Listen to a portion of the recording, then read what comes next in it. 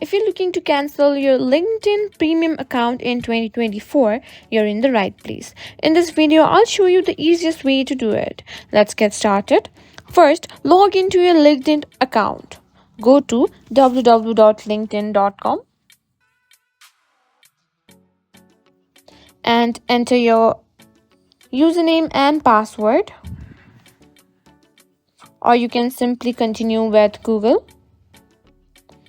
Once you're logged in, click on your profile picture at the top right corner of the page to open the drop-down menu.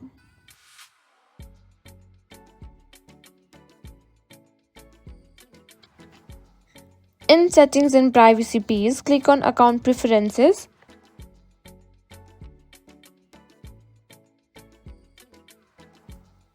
Now scroll down until you find the Subscriptions and Payments. Here you'll see an option that might say Manage Premium Account. Then click on it. Now you'll be taken to a page with your premium subscription details. Look for the Cancel Subscription option and click on it. LinkedIn will guide you through a few prompts to confirm your cancellation. Follow these prompts to complete the process. After following the prompts, you'll reach a final confirmation page. Confirm that you want to cancel your subscription.